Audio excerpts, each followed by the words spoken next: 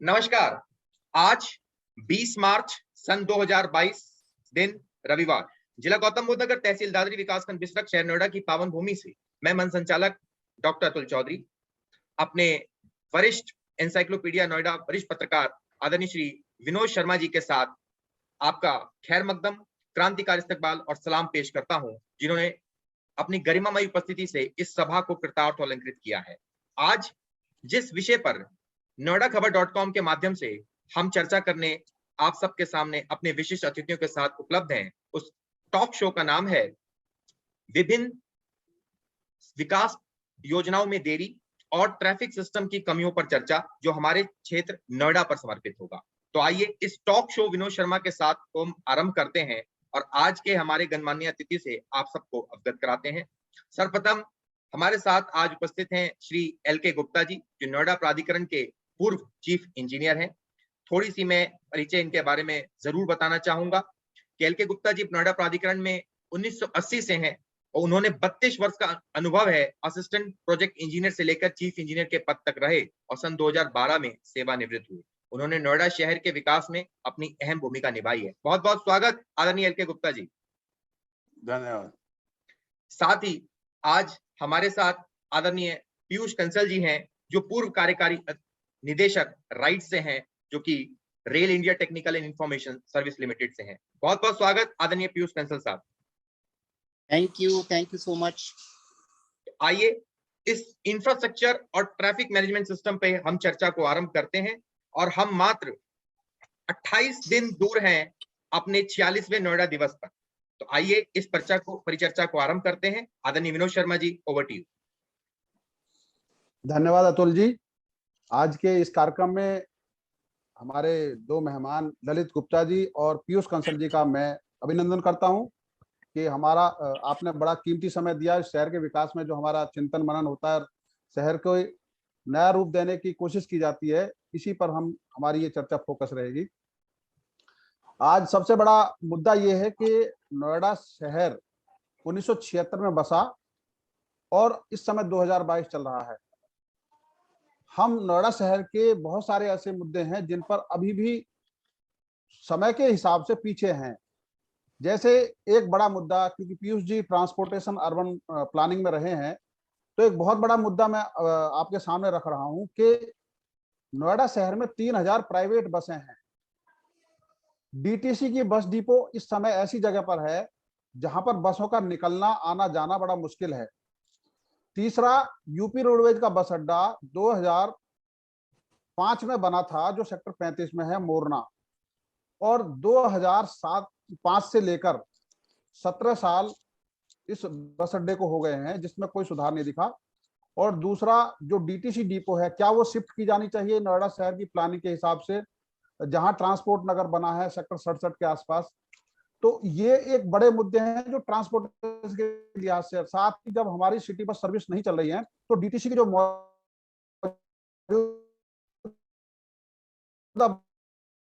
Bus service का पर मैं जानना चाहूंगा, जो नोएडा शहर में इस समय जो सड़कों पर यू टर्न बन रहे हैं और उसके अपने स्पीड ब्रेकर बन रहे हैं, उस पर आपके क्या विचार है? सबसे पहले मैं पीयूष कंसल जी से बात करूंगा। कंसल जी बताइए। जी, 2-3 चीजें हैं इसमें जो हम सभी को ट्रांसपोर्ट प्लानिंग से रिलेटेड देखने की जरूरत है।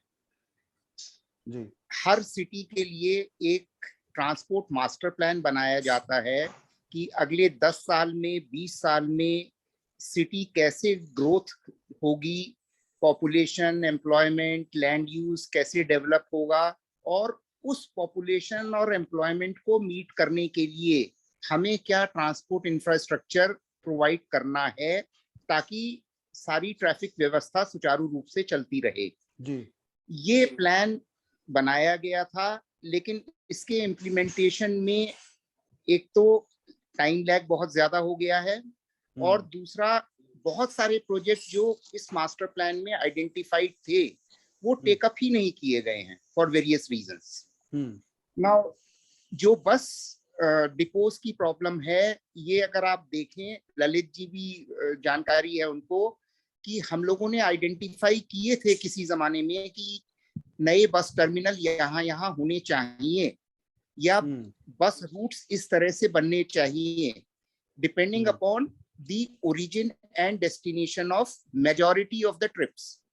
लेकिन उसके ऊपर आगे काम नहीं हो पाया। वो जो गैप है वो इस समय नोएडा की ट्रैफिक व्यवस्था में दिखाई देता है कि सड़कों पर बिल्कुल मिसमैनेजमेंट एक तरह से हो गया है और लोगों को काफी मुश्किलों का सामना करना पड़ रहा है अपने ऑफिस जाने के लिए या घर वापस आने के लिए। दूसरी बात जो आपने यू टर्न्स की कही, ये एक ट्रैफिक इंजीनियरिंग टेक्निक हम ही लोगों ने करीब 15-20 साल पहले शुरू करी थी नोएडा में, जब राइट टर्न को अवॉइड करने के लिए for light vehicles you turns provide किए गए थे। बट उस समय गुप्ता जी को याद होगा कि ये चीज बिल्कुल क्लियर थी कि जब भी हम यू टर्न प्रोवाइड करें, we have to make sure that there is sufficient width, there is sufficient curvature, and these are provided for specific type of vehicles and up to a certain level of traffic intensity. Traffic जब उससे ज्यादा हो जाता है, then we need to provide grade separators. अभी क्या हुआ है कि कुछ समझ में नहीं आया, चलिए यहाँ पर एक यू टर्न दे देते हैं।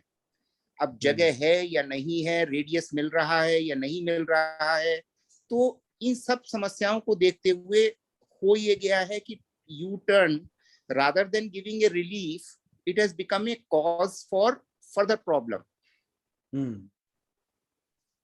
तो एक long term planning and traffic engineering जिसको हम बोलते हैं कि जो भी हम प्लान करें उसको as per traffic engineering rules जो IRC की गाइडलाइंस हैं उनको फॉलो करते हुए प्रोवाइड करें। आपने जो अभी जो बात है कि उनमें एक पॉइंट छूट गया स्पीड ब्रेकर का, क्योंकि अभी पिछले दिनों स्पीड ब्रेकर पे प्रॉपर तरीके से बना नहीं था, ऊंचा बना था और उसमें कहीं भी मार्किंग नहीं थी। तो बाद में पुलिस वाले ने खुद अपने हाथ से पेंट करके जीवन बचाया, लेकिन उससे पहले ही 1-2 लोगों की उछल के मौत भी हुई, जो दुखद है। तो ये जो स्पेसिफिकेशन क्या होना चाहिए स्पीड ब्रेकर का, ये भी हमारे दर्शकों को बताइए साथ में, क्योंकि अब अधिकारी की भी कुछ दिनों में जुड़ेंगे और गुप्ता जी यहाँ हैं। थोड़ा सा जानकारी इसलिए जरूरी है कि आम आदमी भी जाने कि स्पीड ब्रेकर का जो बनाने का तरीका है वो क्या होना चाहिए और बन कैसे रहे। जी, स्पीड ब्रेकर्स एक लिमिटेड ऑब्जेक्टिव के लिए बनाए जाते हैं, जहां पर हमारी कोशिश होती है स्पीड को रेस्ट्रिक्ट करने के लिए। जो एक्सप्रेसवेज हैं, जो आर्टीरियल रोड्स हैं, उस पे इंडियन रोड कांग्रेस कहता है कि स्पीड ब्रेकर नहीं होने चाहिए।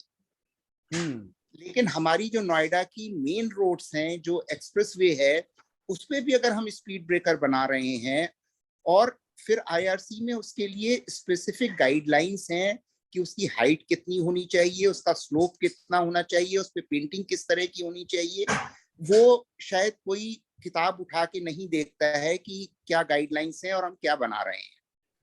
तो मेरे हिसाब से जो एक्सप्रेसवे है हमारा और जो मास्टर प्लान रोड्स हैं, उन पर बिल्कुल हमें स्पीड ब्रेकर नहीं देने चाहिए। अच्छा, एक बात और मैं यहाँ कहना चाहूंगा, अब वो मुद्दा आपने नहीं उठाया है बट मैं अपनी तरफ से कहना चाह रहा हूँ कि there is a huge delay in implementation of the projects. हमारे जो प्रोजेक्ट हम प्लान करते हैं कि ये हम 15 महीने में कंप्लीट करेंगे, उसमें हम 50 महीने लगाते हैं।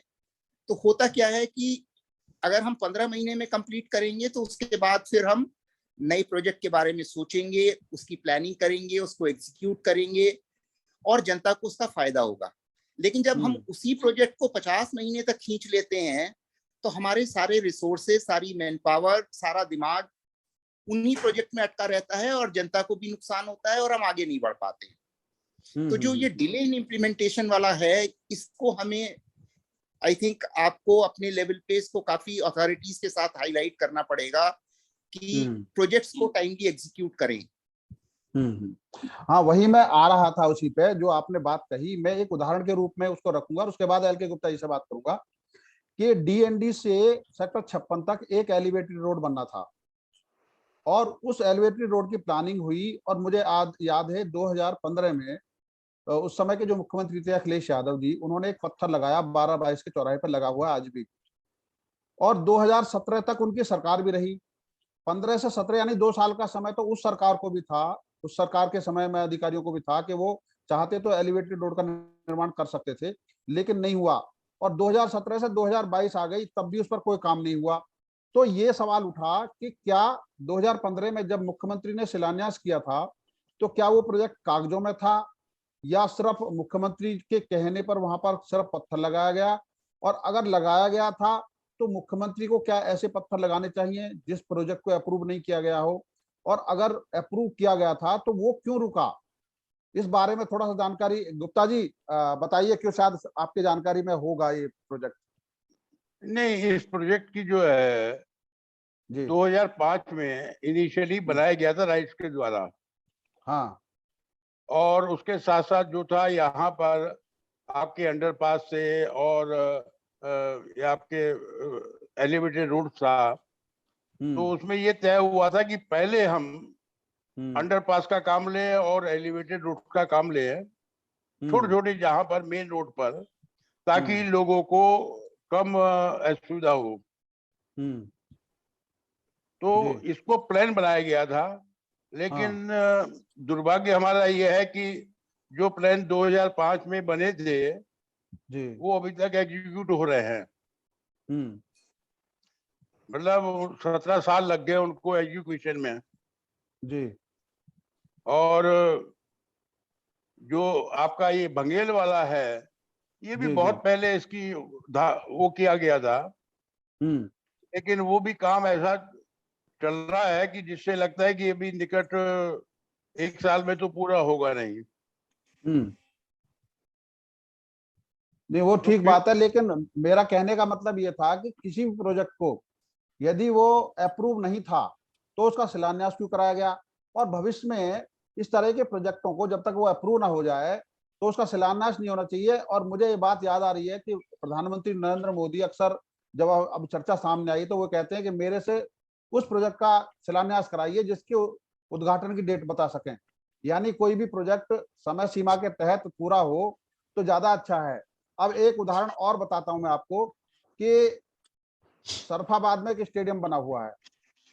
वो स्टेडियम मेरे ख्याल से पिछले 8-10 साल से बन रहा है।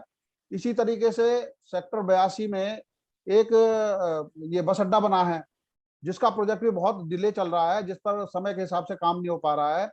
तो क्या वजह हो रही है कि जब फंड भी है और क्या या तो वो जो एजेंसी है जिसको काम सौंपा गया है उसके पास उतनी क्षमता नहीं थी, उसने काम ले लिया, या कहीं ना कहीं कारण रहे होंगे। आपको जानकारी होगी, गुप्ता जी थोड़ा बताइए और फिर पीयूष जी से इसी बारे में बात करेंगे।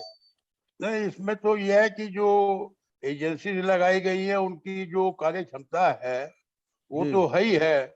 दूसरा, जो उसके साथ उस परियोजना के साथ जो अभियंता वर्ग जुड़ा है वो भी उसमें कम रुचि लेता है।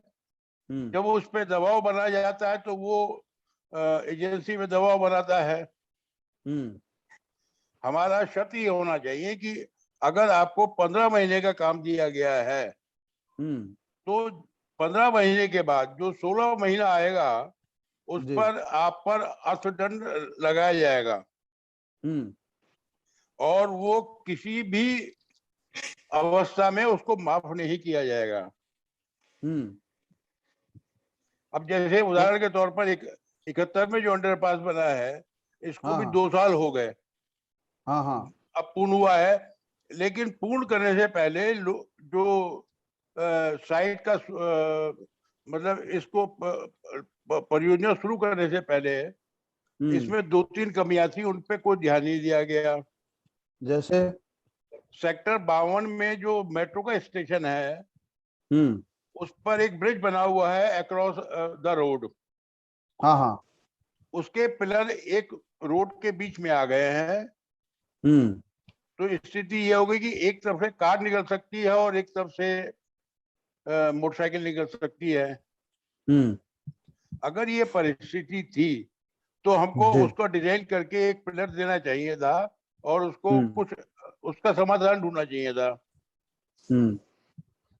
तो ये अब कार्य जैसे तो उस समय होना चाहिए था ना, जिस समय ये काम अंडरपास का शुरू हुआ था, उसी समय इस पर भी काम होना चाहिए था कि ये पिलर का क्या करना है। इसके बारे में अगर डिले करेंगे तो दिक्कत हो जाएगी। ये जब अब और डिले करेंगे, अभी ऐसा ही एक उदाहरण है, जब नोएडा से ग्रेटर नोएडा मेट्रो को कनेक्ट करते हैं तो उसका जो एक आरओबी बनना था, यानी एक तरीके से फुट ओवर ब्रिज बनना था, उसको शुरू हुए 2-3 साल हो गए और अभी भी उसके ऊपर सोचा जा रहा है कि ये कैसे बनेगा, जबकि ये सुविधाएं साथ साथ हम उद्घाटन कर रहे हैं किसी प्रोजेक्ट लाइन का, वहां पर पैसेंजर को लास्ट माइल कनेक्टिविटी तक होना चाहिए था। इस पर क्यों ध्यान नहीं दिया गया, ये क्यों होता है, ये पीयूष जी जरा थोड़ा सा बताइए इस बारे में। सही।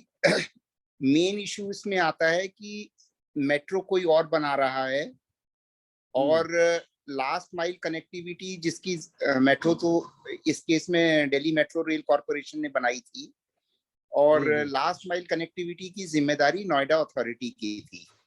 नाउ दोनों ऑर्गेनाइजेशंस का आपस में कोऑर्डिनेशन, वो जो गैप है कि हमें एक कॉम्प्रिहेंसिव प्लानिंग करनी है, इंटीग्रेटेड प्लानिंग करनी है, हमें पैसेंजर को मेट्रो स्टेशन पे नहीं उतार देना है, हमें ये देखना है कि वो उतर के अपने घर कैसे जाएगा या अपने ऑफिस कैसे जाएगा। तो ये जो कोऑर्डिनेशन दोनों ऑर्गेनाइजेशन का गैप रहा है, इसकी वजह से ये फुट ओवर ब्रिज या लास्ट माइल कनेक्टिविटी या इंटरमोडल इंटीग्रेशन, जो भी शब्द हम प्रयोग करें टर्म, उसमें हर स्टेशन पर ही आप देखेंगे गैप्स हैं। पैसेंजर उतर के उसको समझ में नहीं आता है कि कहाँ जाएं। स्टेशन के बाहर ऑटो रिक्शाज या शेयर टेम्पोस की बड़ी हैफाजर्ड वे में पार्किंग रहती है एंड उसकी वजह से ट्रैफिक केओस भी होता है। तो ये चीज अभी भी शायद बहुत समझ में नहीं आई है अथॉरिटीज के और इसके ऊपर काम नहीं हो रहा है। And this is one item जिसको अगर हम प्रॉपरली हैंडल कर लें तो a part of traffic problems of Noida at least along the metro corridors can be solve to a great extent. अच्छा, फुट ओवर ब्रिज की बात चली है तो पहले कुछ मैं पॉइंट करूंगा, शायद अतुल जी भी कुछ पूछने वाले हैं। एक सवाल, ये फुट ओवर ब्रिज जो बने हैं एक्सप्रेसवे पर, आपने देखा होगा कि फुट ओवर ब्रिज ऊपर से ऊपर ही जोड़े हुए हैं, जबकि बीच में सर्विस रोड पड़ती है, फिर आदमी पार कैसे करेगा अगर कहीं किसी को जाना हो। तो फुट ओवर ब्रिज अधूरे क्यों बनाए गए हैं? अगर फुट ओवर ब्रिज बनाने हैं तो सड़क के जो दूसरी साइड में बड़ी सड़क बनी है और इधर सड़क बनी है एक्सप्रेसवे के, उनको कनेक्ट किए बिना उस फुट ओवर ब्रिज का फायदा क्या है? अगर ना तो एक्सप्रेसवे पे कोई बस रुक सकती, अगर कोई सवारी खड़ी भी है तो चढ़ेगी कैसे? तो फुट ओवर ब्रिज बजाय उसके केवल एक विज्ञापन होर्डिंग बनाने की बजाय अगर उसको प्रॉपर पब्लिक की सुविधा के हिसाब से बनाया जाए, जैसे आप देखो फरीदाबाद जाते हैं आप, तो फरीदाबाद बल्लभगढ़ रोड पर जो मथुरा रोड है, वहां पर जितनी भी मेट्रो रेल के फुट ओवर ब्रिज बने हुए हैं, वो कनेक्टिविटी इतनी शानदार ढंग से की गई है कि वहां पर पब्लिक इधर से चढ़ती है और उधर सीधे पहुंचती है। वो तो ऐसी foot over bridge Yamuna Noida great Noida expressway पर क्यों नहीं किए जाते? इस पर क्या अतुल जी भी कुछ एक पूछेंगे, उसके बाद कंसल जी थोड़ा सा आप भी इस पर कहेंगे। अतुल जी। जी कंसल जी पहले इस प्रश्न का जवाब देते हैं, फिर मैं अपने प्रश्न पूछूंगा, मिक्सअप ना हो ताकि। हाँ ठीक है। नहीं, ये तो देखिए बेसिक प्लानिंग में फ्लॉ है, इसका कोई जस्टिफिकेशन नहीं हो सकता, इसको कोई डिफेंड नहीं कर सकता। जो गलत है मतलब even a layman will say कि this is not how a foot over bridge should be planned. तो इसमें कोई टेक्निकल या नॉन टेक्निकल की बात नहीं है, ये तो एक बेसिक चीज है कि ये गलत है बस। ये ऐसा क्यों किया गया और इस तरह की गलत प्लानिंग क्यों हमने इम्प्लीमेंट करी, इसका जवाब मेरे ख्याल से आप कभी अगर अथॉरिटी वालों से चर्चा करेंगे तो they should be able to give the answer कि ऐसी प्लानिंग क्यों की गई है जो कि आम जनता हर व्यक्ति समझता है कि ये गलत है। नहीं, लेकिन आपके हिसाब से, चूंकि आप अर्बन प्लानिंग में ट्रांसपोर्टेशन में काफी आपका एक्सपर्टाइज है, तो किया क्या जाना चाहिए था? जो सुझाव के तौर पे अभी भी अगर गलती है उसको सुधारा जा सकता है। नहीं देखिए, सुधारा जा सकता है, मतलब technologically there is no issue, we can extend the foot over bridge to connect it to the service road and footpath, जहां से जो भी व्यक्ति है, जो यूजर है, वो आराम से कन्वीनियंटली उसको यूज कर सके. Foot-over bridges can be extended. There is absolutely no issue with that. And it should be extended. It should be extended. हाँ अतुल जी. थैंक यू कंसल जी. और क्योंकि अब इस कार्यक्रम के अंतिम पड़ाव में है, मेरा प्रश्न ललित गुप्ता जी से है, क्योंकि ललित गुप्ता जी नोएडा प्राधिकरण में अपनी सेवाएं दे चुके हैं. ललित जी, जैसा कि हम सबके इस चर्चा परिचर्चा में एक मंथन करके एक बात निकली कि इंटीग्रेटेड अप्रोच पे काम नहीं हो रहा. मेरा भी प्रश्न इसी से संबंधित है, क्योंकि एलिवेटेड रोड की बात हो गई, जो अभी हमारे पास नोएडा में केवल एक है और 2 अंडर कंस्ट्रक्शन है, चाहे वो बंगेल एलिवेटेड रोड हो जहां के पास मैं रह रहा हूँ, और एक अपना चिल्ला रेगुलेटर से महामाया फ्लाईओवर पर. बड़े ही दुखद के साथ मैं आंकड़े रख रहा हूँ कि सर 10 दिसंबर 2021 को नोएडा प्राधिकरण की मुख्य कार्यपालक अधिकारी महोदया आदरणीय श्रीमती रितु महेश्वरी जी ने वहां पे दौरा किया और वहां पे पाया कि 5.96 किलोमीटर की जो रोड बन रही है 6 लेन की, वो मात्र 11% ही अभी तक पूर्ण कंप्लीट हुई है और लगभग 2 से 1.5 साल हो चुके हैं, जिसकी 50% कॉस्ट जो है उत्तर प्रदेश स्टेट ब्रिज निगम लिमिटेड बियर कर रहा है. सर, एक सिलोस में हम काम कर रहे हैं, प्लानिंग डिपार्टमेंट अलग काम कर रहा है, हेल्थ डिपार्टमेंट अलग काम कर रहा है, ट्रैफिक मैनेजमेंट अलग काम कर रहा है. मैं सवाल केवल सोल्यूशन पे है, कंप्लेंट पर नहीं. सोल्यूशन केवल क्या ललित जी, ये सोल्यूशन नहीं हो सकता कि मैडम 15 दिन 1 महीने में जाने के बजाय proactive governance and timely implementation यानी प्रगति, जिसको 17वीं लोकसभा के आदरणीय 15वें प्रधानमंत्री आदरणीय श्री नरेंद्र दामोदर मोदी जी हर महीने के तीसरे बुधवार को मीटिंग करते हैं सारे डिपार्टमेंट को मिला के एक साथ और स्टेट के चीफ सेक्रेटरियों के साथ कि भैया बताओ ये रोड़ा कहाँ अटक रहा है जिसकी वजह से ये प्रोजेक्ट फंस रहा है. जो मल्टीपल डिपार्टमेंट्स हैं उन सब के सभी जो स्टेक होल्डर्स हैं वो उस मीटिंग में प्रधानमंत्री जी के साथ बैठते हैं हर महीने के तीसरे बुधवार में, और तब जाके जो गति स्कीम आई है पीएम गति, जो आज से एसडी देवीगौड़ा जी के टाइम 96 के जब वो प्रधानमंत्री थे तब का बोगीबिल ब्रिज बना, पूर्वांचल एक्सप्रेसवे बना, एयरपोर्ट जो 25 नवंबर को माने प्रधानमंत्री जी ने इसका शिलान्यास किया, जो राजनाथ सिंह जी 2001 में पहली बार फाइल पास की थी. तो आपको नहीं लगता कि हर 15 दिन पर मुख्य कार्यपालक अधिकारी महोदय नोएडा प्राधिकरण की चाहे वो कोई भी हो, उनको एक मीटिंग प्रोग्रेस रीडिंग करनी चाहिए, जिससे कि हम सारे स्टेक होल्डर्स पर दबाव बना सकें और अर्थदंड की बात तो होगी. सर, इस पर आपका क्या कहना है? और उसी में सप्लीमेंट्री क्वेश्चन और जोड़ देता हूं कि सर एक्वा में मुझे कोई विवाद नहीं है इस बात को मानने में कि aqua line metro is the deepest failure.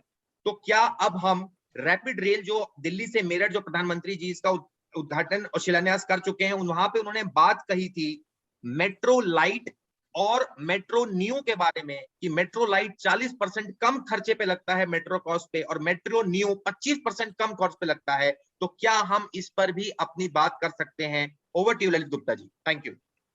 पहला जो आपने सवाल पूछा था कि जो हमारी आदरणीय मुख्य कार्यपालक अधिकारी है उनको एक मीटिंग ये करना चाहिए कि भाई कहाँ पर परेशानी आ रही है और इनके समाधान क्या है. आपने अगर कार्यस्थल पे जाके एक निरीक्षण किया तो उसमें जो परेशानी आ रही है उनका निवारण नहीं हो पाता है. तो इसमें बेहतर ये होगा कि वो एक उसके मतलब जो 15 दिन में मीटिंग करते हैं उसमें ये हो कि भाई कहाँ पर क्या परेशानी आ रही है वो बिंदु आने चाहिए ताकि उनका निराकरण किया जा सके.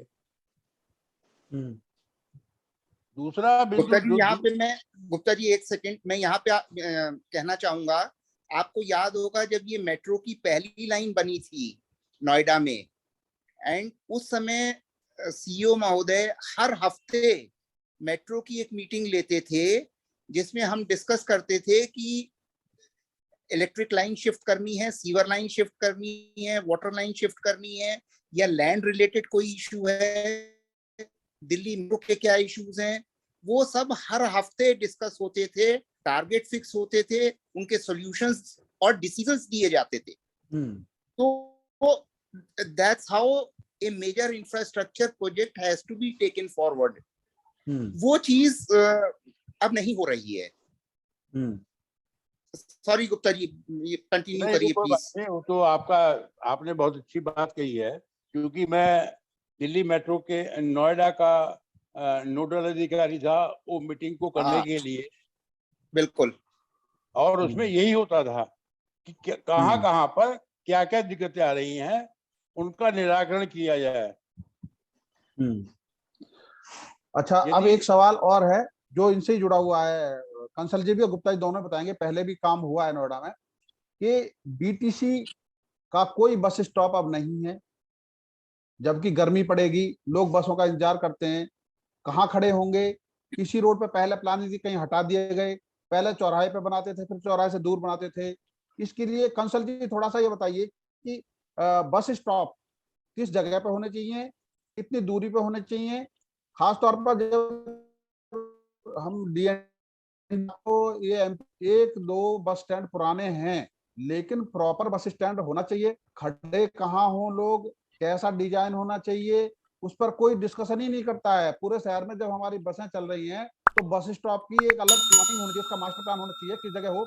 मुझे याद है ग्रेटर नोएडा में एक बार ब्रजेश कुमार जी ने ये प्लान बनाया था, जो बस स्टॉप होगा उधर दो कियोस्क होंगी, मतलब एक बस स्टॉप बीच में होगा, एक कियोस्क राइट को एक लेफ्ट को होगी, जो राइट वाला वो से 500 मीटर दूर और जो लेफ्ट वाला वो अपने से 500 मीटर दूर अतिक्रमण की निगरानी रखेगा, कोई भी दूसरा वेंडर वहां नहीं बैठेगा। और उससे 1 किलोमीटर आगे नया बस स्टैंड, इसी तरह का बस स्टैंड होगा, और वो 1 किलोमीटर तक कोई भी एनक्रोचमेंट नहीं होता था, और इस तरीके का एक मॉडल बनाया गया। ऐसे मॉडल दिल्ली में भी कई जगह हैं, क्या ऐसे मॉडल पर विचार नहीं किया जा सकता बस स्टॉप पर? जी नहीं, कंसल जी। इसमें ऐसे ये अच्छा मतलब उनका मॉडल था, और होना चाहिए विचार इस पर।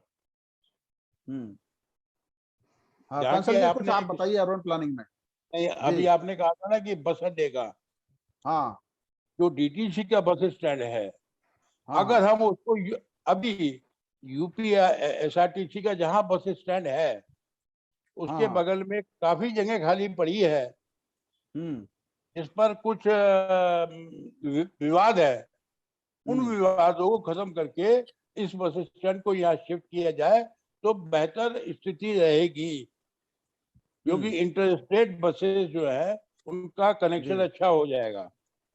नहीं, एक ऐसी जगह सेक्टर 67 में जहाँ ट्रांसपोर्ट नगर है ऑलरेडी, उसके पास भी जगह है, और वो NH24 से जो, क्योंकि NH9 कहलाता है शायद, उसके साथ ही वो छिजारसी के पास ही वो जगह पड़ती है। अगर इंटरस्टेट बस टर्मिनल को या डीटीसी के बस टर्मिनल को वहां ले जाया जाए तो मुझे लगता है कि वहां से कनेक्टिविटी भी आसान होगी, उधर की आने वाली लोगों के लिए भी, और वहां के लोगों के लिए भी दिल्ली जाने के लिए सीधा रास्ता बनेगा। तो जहां भी हो, मतलब लेकिन चाहे मौजूदा डीटीसी का डिपो जहां है इस समय सेक्टर 16 में, वो ऐसी जगह पर है जहां बसों को मोड़ना और वहां लाना ले जाना इतना कठिन काम है, उस पर क्या विचार नहीं किया जाना चाहिए? नहीं, उसमें विचार होना चाहिए, और उसको जो है अगर यहाँ पर ये जो आपका यूपी रोडवेज का बस स्टैंड है उसके बगल में बना देंगे तो काफी सहूलियत लोगों को हो जाएगी। भाई दिल्ली से जिसको जैसे आनंद विहार में बना हुआ है ऐसा ही बस स्टॉप हमको यहाँ बना देना चाहिए, वो कंबाइंड हो जाएगा तो बेहतर रहेगा। जी बिल्कुल बिल्कुल बिल्कुल सही है। हाँ कंसल जी आपका क्या विचार है इस बारे में? तो देखिए, एक हम लोग जब स्टडीज करते हैं तो एक बनाते हैं बस ट्रांसपोर्ट मास्टर प्लान, जिसमें मेजर डिपो कहाँ होने चाहिए, छोटे टर्मिनल्स बस के कहाँ होने चाहिए, और उन सब जगह से बसेस कहाँ, उनके रूट क्या क्या होने चाहिए, किस फ्रीक्वेंसी पे बसें चलेंगी, पीक आवर में क्या फ्रीक्वेंसी होगी, ऑफ पीक आवर में क्या फ्रीक्वेंसी होगी, जो उनका टर्न अराउंड टाइम है वो कितना होगा, एंड जैसा आपने शुरू में कहा हर रूट के अलोंग बस स्टॉप की लोकेशन क्या होगी। Now bus stop planning is a very technical and very important aspect जिसको नहीं ध्यान दिया जाता है, और ये होता है अच्छा यहाँ पे एक बस स्टॉप लगा दो। इसके लिए प्रॉपर प्लानिंग चाहिए, रोड ज्योमेट्री भी देखनी है। एक ब्रॉड रूल तो नहीं कर सकते, बट जनरली हम जंक्शन से करीब 100 मीटर दूर रखना चाहते हैं बस स्टॉप को, ताकि जंक्शन का जो ट्रैफिक का मर्जिंग और डाइवर्जिंग वाला मूवमेंट्स हैं, उनसे हमारे पैसेंजर्स को और जो वहां वेट कर रहे हैं उनको कोई डिस्टरबेंस ना हो। Bus stops can be very easily developed on PPP basis. Delhi में हमने डीटीसी के लिए काम किया था, जिसमें प्राइवेट एजेंसी ने स्टेनलेस स्टील के बढ़िया bus stops with proper street light, signage etcetera बना के दिए थे, और उनको रेवेन्यू आ रहा था सिर्फ एडवर्टीजमेंट से, विदाउट एनी एक्सपेंडिचर। अगर हम इसको इनिशिएटिव लें तो बिना खर्चे के बड़े अच्छे बस स्टॉप इंटरनेशनल क्वालिटी के नोएडा में डेवलप किए जा सकते हैं। बट मेरी सजेशन एंड रिक्वेस्ट ये रहेगी कि उससे पहले हम एक साइंटिफिक स्टडी करें कि उस बस स्टॉप की लोकेशन क्या होंगी। तो बहुत सारे ऐसे प्लानिंग और इंजीनियरिंग के काम हैं जो कि नहीं हो रहे हैं, या एक गैप आ गया है जिसको भरने की जरूरत है जी। अब जैसा विनोद जी अभी आपने ये यू टर्न का डिस्कस किया है, यू टर्न में MP3 पर बहुत सारे यू टर्न बना दिए गए हैं। उसमें दुर्घटनाओं के चांसेस बहुत बढ़ा दिए हैं, जबकि वहां पर जगह उपलब्ध है। क्यों नहीं हमने उसको प्रॉपर बनाया?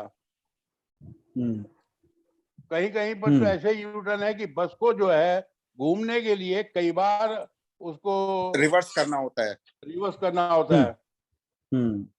जो नहीं, एक और बड़ी बात है इसी बीच में, बस क्योंकि समय हमारे पास 4 मिनट 9 सेकंड का है। एक महत्वपूर्ण बात यह है कि जहां जहां हम यू टर्न बना रहे हैं वहां पे पैदल आदमी के लिए सड़क पार करने की व्यवस्था क्या हो, उस पर कोई विचार नहीं किया जा रहा। जिस भी जगह पे जब सड़क पे बीच में आपने सेंट्रल वर्ड ऊंची कर दी, तो कम से कम कितनी दूरी पर फुट ओवर ब्रिज होना चाहिए, कहाँ होना चाहिए, उसके लिए भी कोई प्लानिंग नहीं है। उस पर भी तो प्लानिंग पर विचार किया जाना चाहिए, नहीं है? नहीं, जो ये फुट ओवर ब्रिज हम बना रहे हैं जी, इससे जनता को कोई फायदा नहीं मिल रहा। ये तो केवल एडवर्टीजमेंट के लिए बनाए जा रहे हैं, ना तो उसमें कोई लिफ्ट का प्रावधान है, ना ही एस्केलेटर का उसमें कोई प्रावधान है। जबकि एक सीनियर सिटीजन के लिए अगर उसमें एक लिफ्ट लगी हो तो कम से कम वो सड़क क्रॉस करने में उसको आराम रहे, क्योंकि वो उतनी सीधे चढ़ नहीं पाता, तो वो रोड को दाएं बाएं क्रॉस करने का प्रयास करता है, जो नियम के विरुद्ध होती है। जी बिल्कुल बिल्कुल बिल्कुल। पीयूष जी, इसके लिए उसका क्या प्लान है? जो ये FOB जो फुट ओवर ब्रिज बनने चाहिए सड़क पे, वो उसके लिए क्या, किस तरह का बस स्टैंड के आसपास होना चाहिए, क्या उसका क्या है ट्रैफिक इंजीनियरिंग में? सर, हमें पीस मील सोल्यूशन नहीं चाहिए किसी भी जगह के। जो ये बात कर रहे हैं कि भाई यहाँ यू टर्न बना दो बिकॉज टर्निंग की रेस्ट्रिक्शन है, यहाँ पे पेडेस्ट्रियन को दिक्कत है, एक फुट ओवर ब्रिज बना दो। जो जरूरत है वो ये है कि हम एक पूरा एरिया लें या पूरा एक कॉरिडोर लें, और उस पूरे कॉरिडोर की एक इंटीग्रेटेड प्लानिंग करें कि इस कॉरिडोर के अलोंग ट्रैफिक मूवमेंट के लिए क्या इंजीनियरिंग सॉल्यूशंस दे सकते हैं, क्या पेडेस्ट्रियन के सॉल्यूशन दे सकते हैं, क्या वेहिकुलर मूवमेंट के सॉल्यूशन दे सकते हैं, क्या पार्किंग के सॉल्यूशन दे सकते हैं। एक इंटीग्रेटेड अप्रोच चाहिए कॉरिडोर वाइज या एरिया वाइज। हम अभी जो काम हो रहा है काफी हद तक वो पीस मील हो रहा है। किसी ने आइडेंटिफाई किया, कहीं से प्रेशर आया कि यार यहाँ पे एक एक्सीडेंट हो गया, पेडेस्ट्रियन घायल हो गया, एक चलो एक फुट ओवर ब्रिज बना दो। नाउ वो फुट ओवर ब्रिज के लिए whether that is the right location, इसके और क्या इम्प्लीकेशन है, इसके साथ हमें और क्या काम करने हैं ताकि फुट ओवर ब्रिज का यूज हो सके, हमें वो सारी चीजें देखनी है। तो मतलब अर्बन ट्रांसपोर्ट प्लानिंग में ये बात बहुत इंपॉर्टेंट होती है कि हम एक इंटीग्रेटेड अप्रोच लेके काम करें, हम सारे फैक्टर्स को एक साथ कंसीडर करके काम करें। पीस मील सॉल्यूशन से सॉल्यूशन नहीं निकलेगा, एक प्रॉब्लम खत्म होगी, 4 बची रहेंगी हमारी। बिल्कुल बिल्कुल जी, बहुत बढ़िया। आज की चर्चा में बहुत महत्वपूर्ण बिंदु सामने आए, और सबसे बड़े बिंदु यही आए कि जितने भी शहर में फुटओवर बन रहे हैं उनकी रिव्यू होना चाहिए। साथ साथ जो बस स्टॉप हैं उनका भी मास्टर प्लान बनना चाहिए, और जो बस स्टैंड है या डीटीसी का है, यूपी रोडवेज का बस अड्डा है, उनको मर्जर करके आसपास में बनाया जाए ताकि इंटीग्रेटेड ट्रांसपोर्ट प्लान बने। आपने बहुत बहुत अच्छे सुझाव दिए हैं, और अब 1 मिनट का समय बचा है। अतुल जी समाप्त करें। ललित आप जी, लोगों का बहुत बहुत जी शुक्रिया ललित जी, है। 10 हाँ सेकंड्स में अपनी बात कंक्लूड करें सर। हाँ जितने टॉयलेट बन रहे हैं, यदि उसके साथ में एक पार्किंग स्लॉट बना दिया जाए तो जी, लोगों को उनका उपयोग करने में आराम रहेगा। बिल्कुल ठीक बिल्कुल बिल्कुल। ठीक है सर। जितने जो सर कम्युनिटी टॉयलेट्स बन रहे हैं, यूरिनल्स बन रहे हैं सर, इसकी मेंटेनेंस पर भी ध्यान देना होगा नोएडा प्राधिकरण को। आपने समय दिया पीयूष कंसल जी और ललित गुप्ता जी, बहुत बहुत धन्यवाद। और आशा करते हैं 28 दिन बाद जब नोएडा अपने 76वां नोएडा दिवस मनाएगा तो हम सब के लिए सॉल्यूशंस जरूर आएगा।